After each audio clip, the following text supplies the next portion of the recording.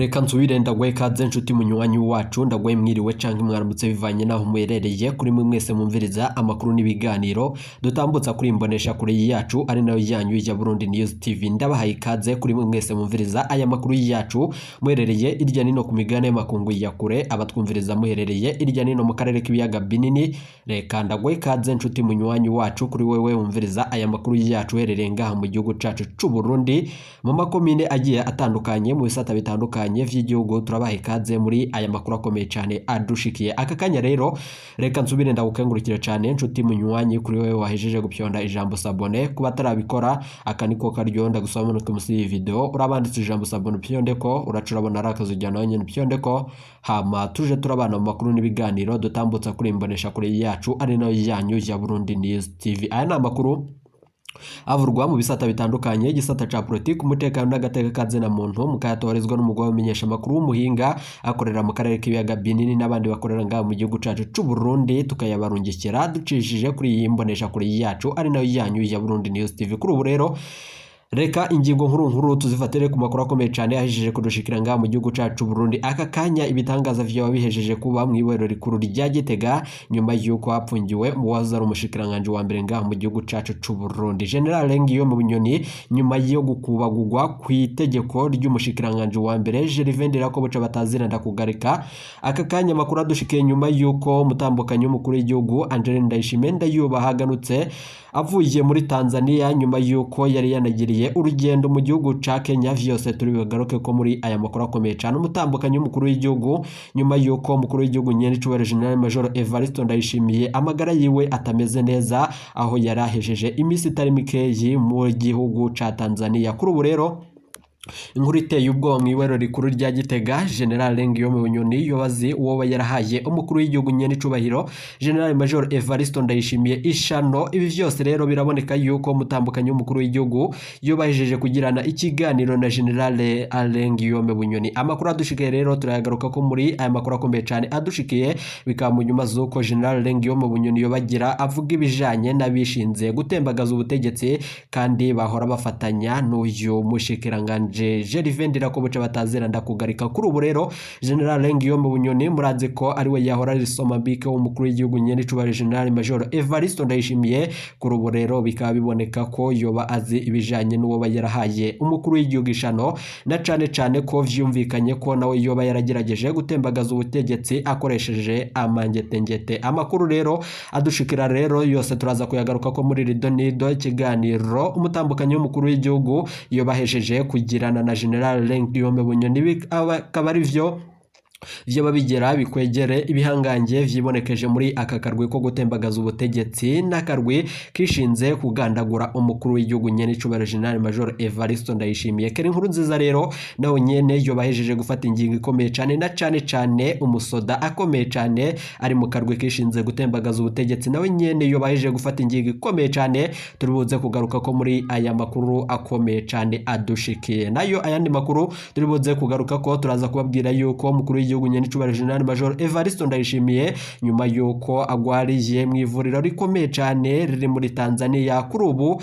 bikaba bivurwa yuko yoba yahejeje gukurwa ku burongozi bw'akarere ka Afrika y'ubuseruko nkuko amasoko yacu avyemeza. Amakuru akomeye cyane rero turaza kuyagaruka ko kubijanye nuko umukuru w'igihugu nyene cubahiro General Major Evariste Ndayishimiye amagara yiwe amerewe, bikaba mu nyuma zuko turi bashitse ko amakuru akomeye cyane adushikiye aka kanya. Hari n'ibindi biriko biravurwa yuko anze y'u Burundi, abwo ni mu karere k'ibiyaga binini. Biravurwa yuko muri Republika iharanira intwaro rusangi ya Kongo kuri ubu ngubu naho umwari wa M23 wabuhejeje gukora ibintu bikomeye cyane. Turubuze kubigaruka ko muri aya makuru akomeye cyane adushikiye, bikaba mu nyuma zuko n'ayandi makuru akomeye cyane avugwa. Biravugwa yuko Somalia yoba yahejeje kwinjira mu muryango wa EAC. Ivyo vyose rero reka tubigaruke ko muri aya makuru akomeye cyane adushikiye.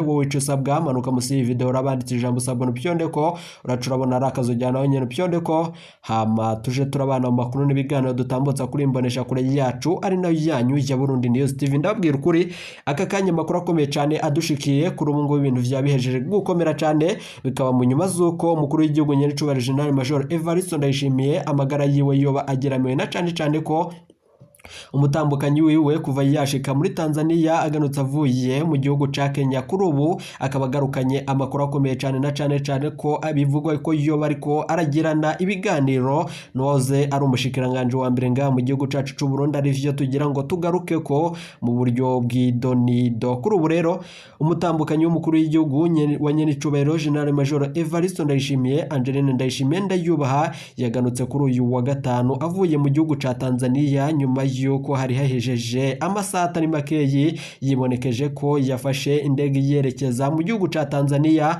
avuye muri Kenya aho yari yitavye ubutumire bwa mugenzi wiwe Rachel Ruto umutambukanyi w'umukuru w'igihugu ca Kenya mu birori vyo guhimbaza imyaka 14 irangiye ishinze ishirahamwe Joyful Women Thanksgiving rijejwe guteza imbere umukenyezi yatanguje rifise abanywanyi bashika 60 ariko ubu rikaba ririmwo abanywanyi bashika ibihumbi 18 kuri ubu rero kandi nkuko umutambukanyi w'umukuru w'igihugu ajeje kubishikiriza bivugwa yuko rikorera mu gihugu cose rifasha abakenyezi kwiteza imbere. Umutambukanyi w'umukuru w'igihugu cacu ciza c'u Burundi Angeline Ndayishimiye Ndayubaha akavuga ko ariko kabaye n'akaryo ko gushiraho umugambi twese tungana. Kuri ubu rero umugambi twese tungana w'abatambukanyi b'abakuru b'ibihugu vyo muri Afrika mu ntumbero yo gutangurira abakenyezi kutikumira mu bikorwa vy'iterambere babone ko bashobora gukora ibikorwa vyose vy'iterambere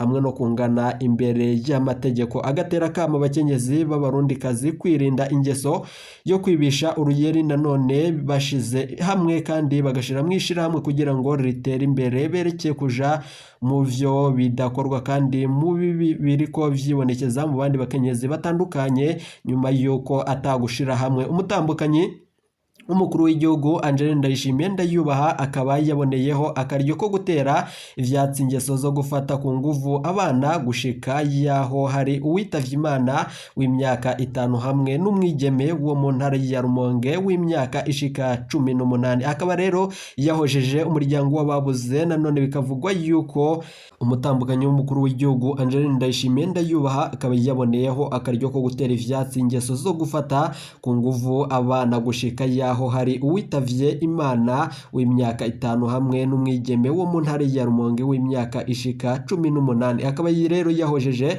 umuryango w'ababuze. Nanone yongeye bivugwa yuko asaba ababijejwe guhanwa bimwe vy'akarorero abakoze ico caha kugira ngo kirandukane n'imizi yacyo kuko gutukisha igihugu. Ibi vyose rero ni ibintu bejeje gukomera cyane kandi vyibonekeje mu makuru yacu twabateguriye tugira ngo tubashitse ku yose idonido bikaba mu nyuma zuko hari amakuru akomeye cyane yejeje kudushikira nga mu gihugu cacu Burundi nayo ayandi makuru akomeye cyane yejeje kudushikira. Somalia yakiriwe muri EAC nayo umukuru w'igihugu nyenicubahiro General Major Evariste Ndayishimiye akorerwa mu ngata ku burongozi bwa East Africa Community. Amakuru akomeye cyane vyabaye nyuma yuko umukuru w'igihugu cacu ciza c'u Burundi yitavye iyo nama amasaha makeyi cyane ko yaciye ashikanwa mu bitaro vyegereye aho ngaho. Amasoko yacu rero aremeza iyo nkuru ikomeye cyane tugira ngo tubashitse ku yose idonido bikaba mu nyuma zuko abakuru b'ibihugu bigize umuryango w'akarere ka Afrika y'ubuseruko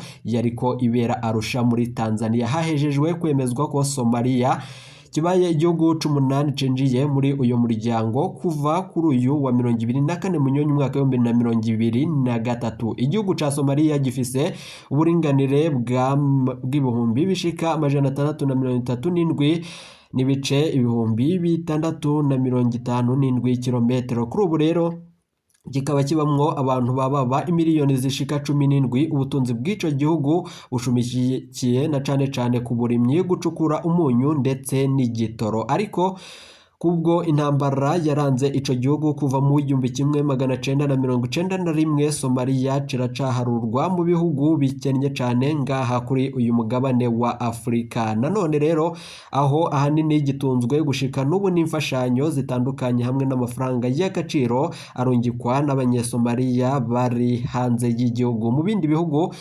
vyaranze iyo nama. Nanone biravugwa yuko kwabaye ukubisikana hagati y'umukuru w'igihugu cacu ciza c'u Burundi n'umukuru w'igihugu ca Sudani y'Epfo ku burongozi bw'umuryango w'akarere ka Afurika y'ubuseruko. Evariste Ndayishimiye yaramaze umwaka arongoye uwo muryango, nanone yabisikanye na Salva Kiir agiye kurongora nawe nyene mu kiringo c'umwaka umwe. Sudani y'Epfo ikaba yarinjiye muri EAC kuva mu mwaka w'ibihumbi 2016. Nayo ayandi makuru akomeye cyane yejeje kudushikira bikaba mu nyuma z'uko ibisikana ryakorewe mu bitaro bikomeye cyane biri mu gihugu ca Tanzania. Nayo andi makuru akomeye cyane tugira ngo tubashitse ko vyose nkuko turi buze kubigaruka ko muri aya makuru akomeye cyane adushikiye.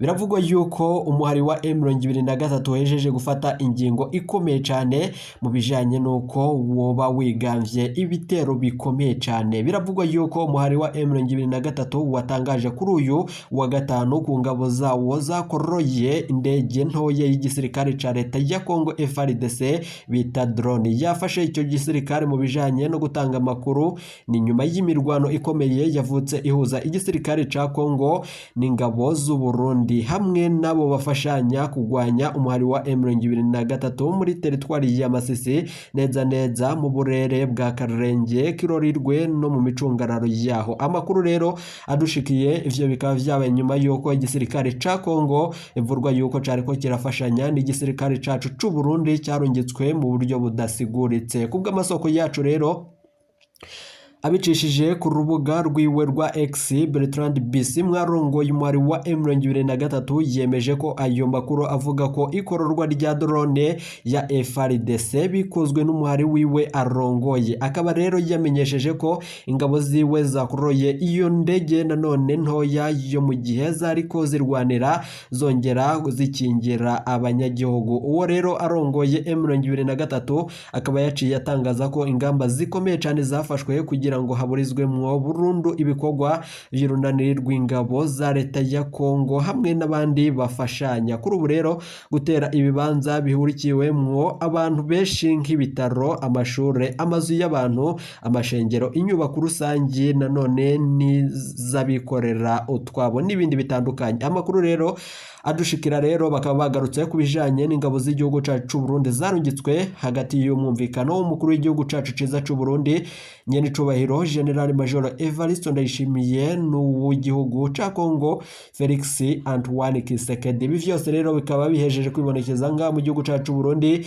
bikaba mu nyuma z'uko bitanezereje ibikorwa bitandukanye mu gihugu c'u Burundi, bikaba mu nyuma z'uko n'abakongomani nanone batanezerewe nuko abasirikari bacu b'u Burundi barungitswe muri ico gihugu. Murazi ko umusirikare w'u Burundi afashwe mbere na M23, abanyekongo baca bamwanga bavuga yuko yoba ari umwansi wa Kongo. Kandi mwumvirije amakuru akomeye cyane mwibaruwa yarongikiwe umukuru w'igihugu nyene cubahiro General Major Evariste Ndayishimiye ivuga yuko abasirikare b'u Burundi kuko bari mu bwoko butandukanye buba bafise ubwoba bukomeye cyane bivanye n'amategeko n'amabwiriza ahabwa abo bita abawazarendo. Kuri ubu rero abasirikare b'u Burundi bakaba bafise ubwoba ko wazarendo bashobora ko igitero na cane ko ihabwa amategeko na leta ya Kongo ivuga yuko igomba guhiga witwa umututsi wese muri ico gisagara. Amakuru rero turayagaruka ko mwidonido ry'amakuru twabateguriye. Reka nkuko twebabwiye mu finyo amakuru yacu tabandarize ku makuru avuga n'ikiganiro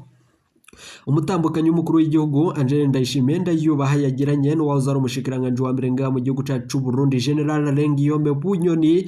Kuri ubu rero ibintu bikaba bihejeje kwibonekeza mu gihugu cacu c'u Burundi. Mwiboro rya Gitega ibintu vyoba bigira bijyangare na cane ko kuri ubu ngubu kuri uyu mugoroba bivurwa yuko General Lengiyome Bunyoni ahejeje gushira ahagaragara ukuri kubijanye n'uwo yarahaye umukuru w'igihugu nyene cubahiro General Major Evariste Ndayishimiye shano. Bikaba mu nyuma z'uko umugambi wo gutemba ubutegetsi hakoreshejwe amangetengete kuri ubu vyose vyoba bihejeje gushirwa ko umuco. Vyose rero reka tubigaruke ko muri aya makuru akomeye cyane. Nizere ko aho uriherereye wumviriza aya makuru yacu uriko uvyumviriza neza kandi umerewe neza cyane. Ndagwaye kaze muri iridonido ry'amakuru avurwa ngaha mu gihugu cacu c'u Burundi. Aka kanya rero Reka tuyatangurire kuri aya makuru avurwa yuko umutambukanyi w'umukuru w'igihugu Angeline Ndayishimiye Ndayubaha yafashe ingingo ikomeye cyane nyuma yo kuraba neza ibijanye n'imvo zoba zaratumye umukuru w'igihugu nyir'icubahiro General Major Evariste Ndayishimiye ahabwa ishano, na cane ko mu gihugu c'u Burundi hahejeje imisi itari mike hibonekeza icuka cibi cyane, coba icuka ca kudeta canke ibindi bitandukanye vyarahejeje kwibonekeza nga mu gihugu cacu Burundi nyuma yuko hanibonekeje intoreke ya kudeta kubijanye no gutembagaza ubutegetsi. Mwarumvirije urubanza rwa General Alain Guillaume Bunyoni n'ibindi bitandukanye vyagiye bivugwa nga mu gihugu cacu c'u Burundi bigiye bitandukanye. Kuri ubu ngubu tukaba tugira ngo tubibashitse ko muri aya makuru akomeye cyane yeje kudushikira nga mu Burundi, bikaba mu nyuma zuko umutambukanyi w'umukuru w'igihugu Angeline Ndayishimiye Ndayubaha yafashe ingingo ikomeye cyane yo kuvugana n'uwahoze ari umushikiranganje wa mbere nga mu gihugu cacu c'u Burundi General Alain Guillaume Bunyoni. Mu majambo yiwe amakuru twaronse mwibanga ntangere, bikaba bivurwa yuko General Alain Guillaume Bunyoni yatanguye ikiyago nyuma yuko atanguye kuvuga yuko umushikiranganje wa mbere Gervais Ndirakobuca batazira ndakugarika ari nawe yamusubiriye ku bushikiranganje bwa mbere ngaha mu Burundi. Bikaba bivurwa yuko yoba yaciye arungika abasirikare baja kumukubagura, na cane ko vyavuzwe ko amagara y'uwahoze ari umushikiranganje kuri ubu ngubu yoba ageramiye. Vyose rero tukaba tugira ngo tubigaruke ko muri aya makuru akomeye cane adushikiye. Bikaba mu nyuma zuko General Guillaume Bunyoni yasavye umutambukanyi w'umukuru w'igihugu nyir'icubahiro Evariste Ndayishimiye ari we Angeline Ndayishimiye Ndayubaha akaba yasavwe ikigongwe, na cane ko General Guillaume Bunyoni yoba yemeye gushira ahagaragara amabanga yose yoba yaragiranye n'akarwi kari kishinze gutembagaza ubutegetsi bwa nyir'icubahiro General Major Evariste Ndayishimiye. Kuri ubu rero ninde yoba yatahuwe ko yoba yarahawe umukuru w'igihugu nyir'icubahiro General Major Evariste Ndayishimiye ishano, bikaba bishirwa mu majwi none bivurwa yuko umushikiranganje wa mbere Gervais Ndirakobuca batazira ndakugarika kuri ubu ngubu ari we yoba yarahaye umukuru w'igihugu nyir'icubahiro General Major Evariste Ndayishimiye ishano. Bikaba mu nyuma zuko afashanya n'igihangange nga mu gihugu cacu c'u Burundi General Prime Niyongabo. Nayo ayandi makuru aravuga yuko Keri Nkurunziza umuhungu w'umuhisi Petero Nkurunziza kuri ubu ngubu rero nawe yoba yahejeje gufata ingingo ikomeye cane ku magara y'umukuru w'igihugu nyir'icubahiro General Major Evariste Ndayishimiye, nyuma yuko umutambukanyi w'umukuru w'igihugu aganutse ngaha mu gihugu cacu c'u Burundi. Bikavurwa yuko Keri Nkurunziza ari we ariko arakurikirana amagara y'umukuru w'igihugu. Bikaba mu nyuma zuko kuri ubu ngubu Keri Nkurunziza yahejeje gutangaza yuko bashobora kuganuka mu gihugu c'u Burundi giturumbuka, na cane ko amanama yoba yahejeje kurangira.